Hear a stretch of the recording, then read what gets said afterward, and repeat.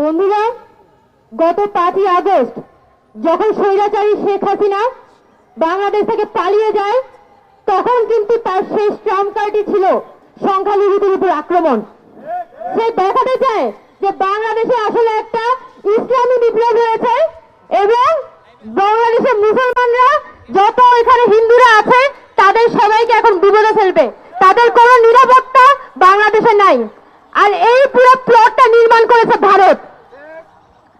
ভারতীয় মিডিয়া 5 আগস্টের পর থেকেই যেভাবে বাংলাদেশের সংখ্যালঘু প্রশ্নটাকে সামনে এনে উঠে পড়ে লেগেছে, সেই ধরনের কিছুই বাংলাদেশে হয়নি।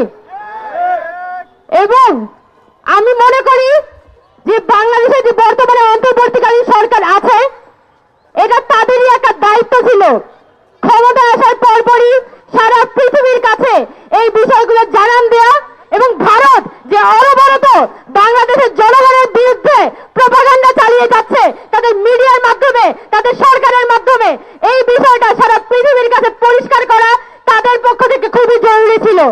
কিন্তু সরকার তারা কিন্তু একটা দুর্বল অবস্থান দেখিয়েছিল, তারা বারবার ভারতকে ছাড় দিতে চাচ্ছিল।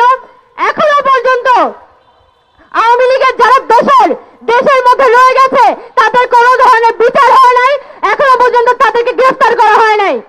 যদি আজকে তাদেরকে গ্রেফতার করা হইতো তাহলে আজমও নাসিরের লোক কিভাবে করে ইসকনের পিছনে কলকাঠি নাড়ে, তাদের তো এখন জেলখানায় থাকার কথা ছিল। এই জায়গায় সরকারের এই জায়গাগুলোতে গুরুত্ব দিতে হবে। আমি বাংলাদেশে কিন্তু সংখ্যালঘু প্রশ্ন অত্যন্ত সেন্সিটিভ একটা কোশ্চেন এবং এইটাকে কেন্দ্র করেই কিন্তু আওয়ামী লীগ খেলতে চায়।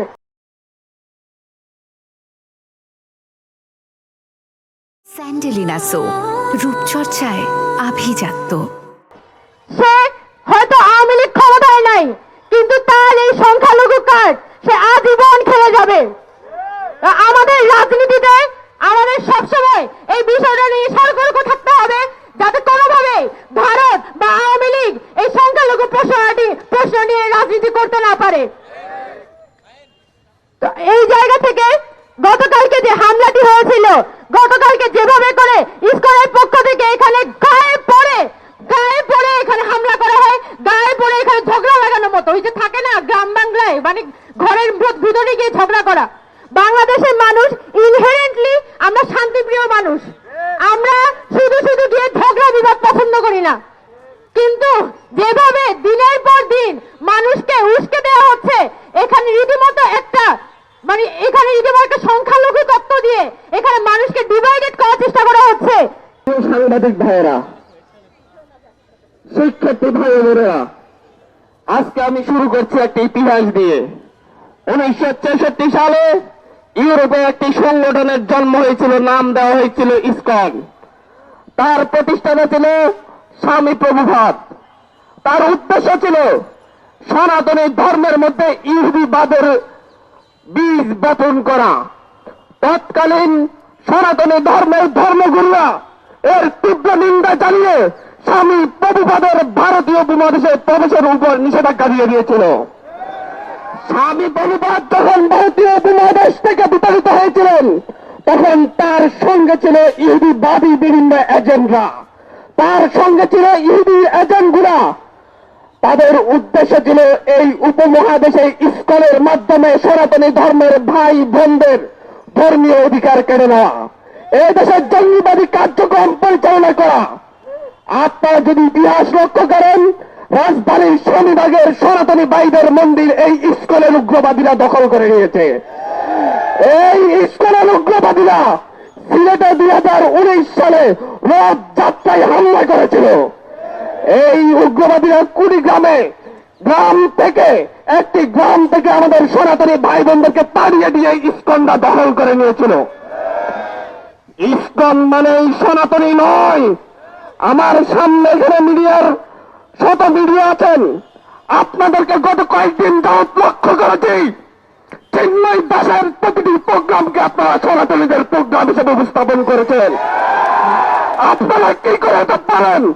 আপনারা কি ইসকনের লক্ষ্য উদ্দেশ্য দেখেন না? আপনারা কি মনে করেন চিন্ময় দাস মানে এই সকল সনাতনী? আপনারা কি মনে করেন ইসকন মানে সনাতনী? তাহলে এই যে হাজার হাজার সনাতনী ভাইরা ইস্কনের বিরুদ্ধে জঙ্গি ইস্কনের বিরুদ্ধে আমার সনাতনী ভাইরা প্রতিবাদ জানাচ্ছে, তারা কারা?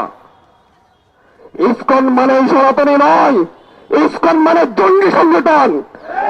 চিন্ময় দাস মানে হিন্দু ধর্মাবলম্বী নয়, চিন্ময় দাস মানে ইহুদিবাদীর অনুপ্রবেশ ঘটানো সেই স্বামী প্রভুপাদের ভক্ত অনুরক্ত। আপনারা ইন্ডিয়াতে দেখেন, ইন্ডিয়ার অধিকাংশ হিন্দু ভাইয়েরা বোনেরা এই ইস্কনের বিরুদ্ধে রাজপথে নেমেছে। আপনারা পশ্চিমবঙ্গের নির্বাচনের আগে দেখেন, ইস্কনের বিরুদ্ধে মমতা ব্যানার্জির বক্তব্য দেখেন, তারা কিভাবে উনি বলেছেন যে বাংলাদেশে এই উপমহাদেশে ইস্কন জঙ্গিবাদ ছড়াচ্ছে, উগ্রবাদিতা ছড়াচ্ছে। এই দেশে লাখো সনাতনী ভাই বোনদের বসবাস, তারা সকলেই চিন্ময়কে প্রভু মানে না, তারা সকলেই চিন্ময়কে তাদের ধর্মগুরু মানে না। এই দেশের লাখো সনাতনীরা চিন্ময়কে তাদের ধর্মের শত্রুও মনে করে।